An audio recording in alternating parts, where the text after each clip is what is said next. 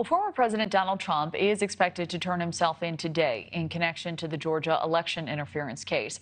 And last night, Mr. Trump was a no-show at the Republican presidential debate, instead opting to sit down with former Fox News host Tucker Carlson for an interview, which was released on X. The counter-programming attracting millions of viewers. And joining us now to talk about that and the debate is Hill reporter Mychael Schnell. Mychael, great to see you. Thank you for being here. Certainly a lot to get to. To begin, do you think skipping that debate and doing this interview was a smart strategy for the former president? Well, look, Kelly, obviously former President Trump is leading in all the polls by double-digit margins. He is the clear frontrunner. So his team essentially thought that they had no reason to be on the stage. They are the clear frontrunner. And whether or not that was the right choice, we'll have to see how the polls shake out and how public opinion shakes out in the days and weeks to come. But look, even though former President Trump was not on that stage, he was still a massive focus, right? And I mean, the interesting part was he didn't come up for the first 30 minutes of the debate, but then Bret Baier, of course, said, we need to address the elephant that's not in the room tonight, that being former President Trump. And he still was a focus on that debate stage, but he did still get some jabs. So whether or not that was a smart move, we'll have to see. But even though he wasn't at the debate stage that last night, he was still prime focus.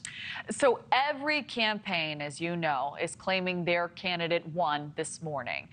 Let's try to cut through some of that noise. Who do you think came out on top, and who may have lost some steam last night? Look, I think that former Vice President Mike Pence did really well last night. I think that a lot of folks weren't expecting him to be as fiery as he was. He's typically a bit more resigned, a bit quieter, but he came out swinging last night with a number of good one-liners and describing his policy perspectives in good ways. You also had somebody like Nikki Haley. I thought that she did a good job last night. Also, she had that breakout moment with Vivek Ramaswamy on the topic of foreign policy, which is, of course, a popular topic for Nikki Haley. It's something that she feels very comfortable with, being the former U.S. ambassador to the UN. I thought she had some good moments as well. And then I think that, you know, the focus a lot of the night was on Vivek Ramaswamy, right?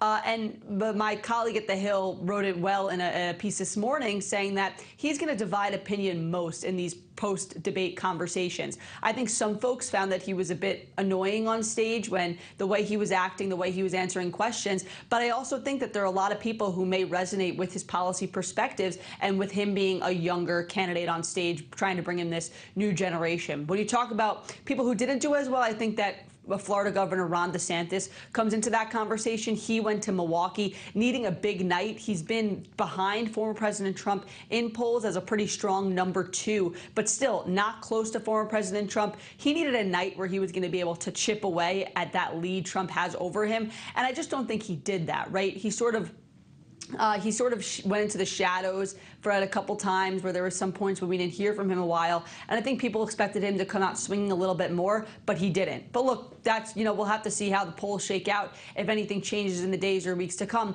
And of course, we're going to see the candidates, their teams, and surrogates try to spin this debate in the aftermath. Absolutely. All right, Mychael, so 6 of 8 candidates said they'd fully support Trump as the Republican nominee. What do you think is the biggest strategy behind candidates who say they will support him? Is this primarily an effort to pick up his base if he ends up dropping out of the race, or do you think this may be also a lean as a VP pick?